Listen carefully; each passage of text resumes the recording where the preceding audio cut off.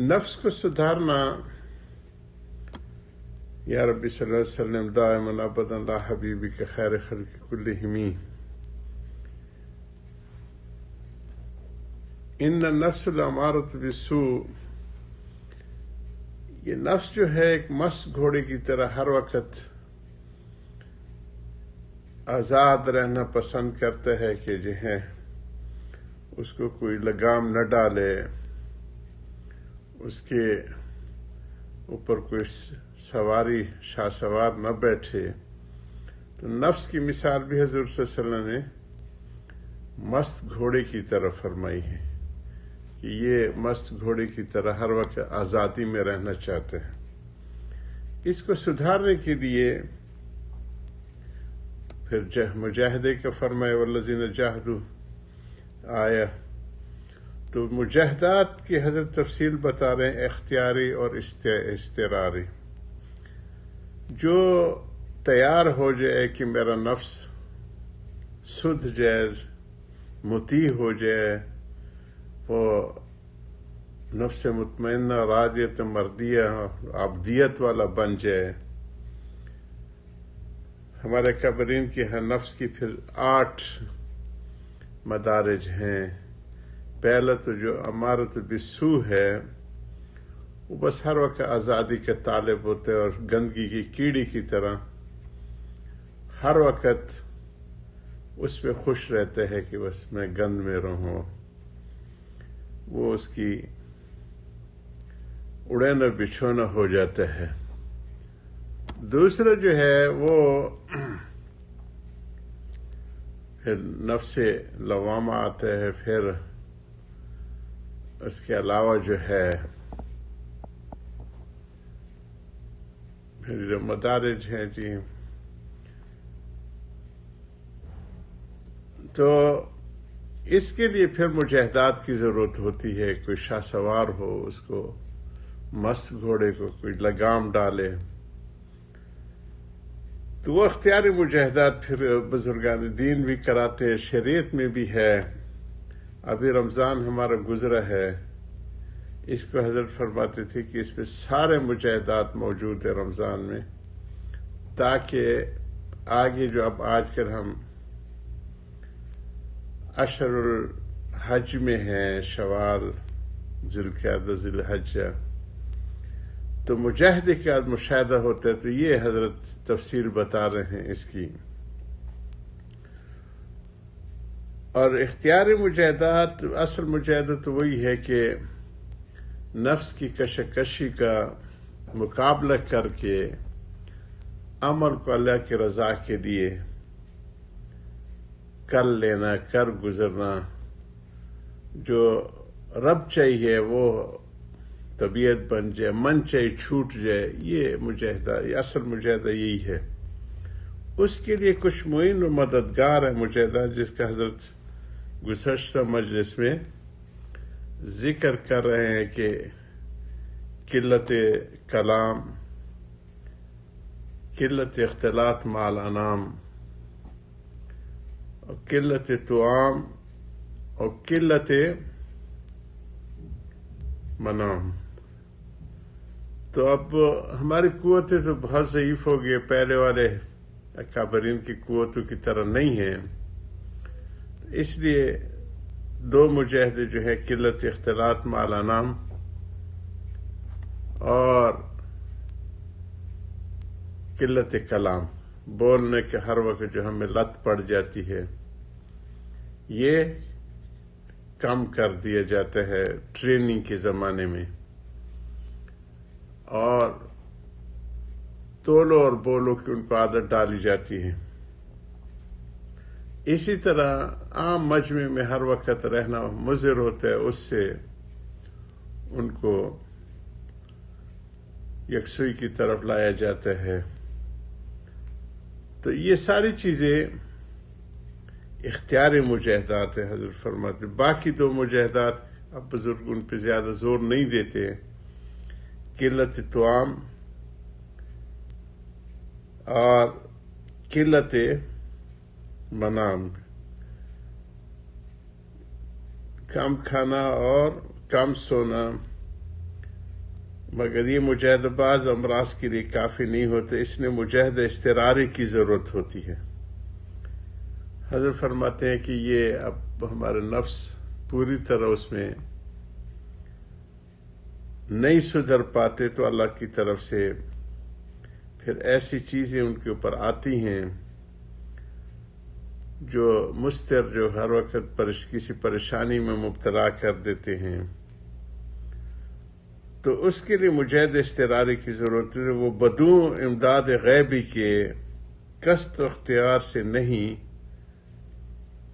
شرع کے سبب ناممکن ہے کہ وہ اللہ کی طرف سے پھر ان پہ آتا ہے، اور وہ اللہ چاہتا ہے کہ میرے مطیع بندے بن جائے، تو وہ پھر ان کے اوپر مثلا اگر کوئی سنکا کھائے، کسی طرح اپنے کو بیمار کر ڈالے یا ہلاک کرے تو ناجائز ہے، اس لیے کہ خدا کی طرف سے بیمار کیا جاتا ہے۔ اس کی بیوی بچوں کو موت دے دی جاتی ہے۔ یہ اضطرار مجاہدے کی قسم حضرت فرما رہے ہیں کہ کبھی بیوی بچوں کا انتقال ہو گیا، کبھی کوئی بیماری آ گئی، تو یہ چیز ان کے اوپر آتی ہے، اور اسی کو جو ہے اگر یہ خود مارے تو ناجائز ہے۔ پس یہ رحمت ہے کہ تمہارا کام ادھر ہی کر دیا جاتا ہے۔ اللہ سبحانہ تعالیٰ ایسے حالات کر دیتے ہیں کہ وہ ان کی بہت سی بیماریاں جو ہے وہ ان کی وہ ہو جاتی ہیں۔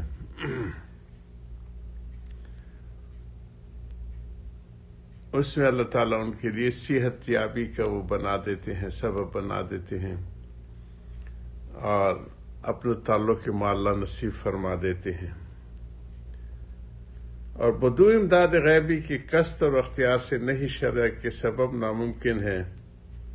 بس یہ رحمت ہے کہ تمہارا کام ادھر ہی کر دیا جاتا ہے، ڈاکٹر اسے نشتر دلوایا جاتا ہے۔ جیسے بعض مرض ہوتے ہیں جن کی آپریشن اور سرجری کی ضرورت ہوتی ہے، تو یہ مجاہدات اضطراری اس قسم کی چیزیں ہیں کہ بیماری سے شفا یابی مدعا ہوتی ہے، اور اس کے کچھ نشتر چلا کے یا آپریشن کر کے بیماری کو جڑ سے اکھاڑ دیا جاتا ہے۔ اپنے ہاتھ سے کوئی نہیں دیتا، اور اگر ڈاکٹر مشورہ دے کہ نشتر نہ دو تو بس علاج ہو چکا۔ علاج کے لیے ڈاکٹر اگر وہ تجویز کرتے تو وہ خیر خواہ ڈاکٹر مریض کے رائے پر کبھی عمل نہیں کرتا، اس کی رائے کے اوپر وہ عمل نہیں کرتا۔ دیکھیے بچے کو ماں باپ پچھاڑ کے چمچے سے دوا پلاتے ہیں، پھر حلق سہلاتے ہیں کہ اندر اتر جائے، اور بچہ مچلتا ہے، غل مچاتا ہے، شور کرتا ہے، ہائے رے کرتا ہے، مگر اس کے شور و غل کی کچھ پرواہ نہیں کرتے۔ سننے والے بھی ماں باپ کو ظالم نہیں سمجھتے بلکہ خیر خواہ سمجھتے ہیں۔ افسوس آپ کو ماں باپ پر اعتماد ہے، خدا پر بھروسہ نہیں۔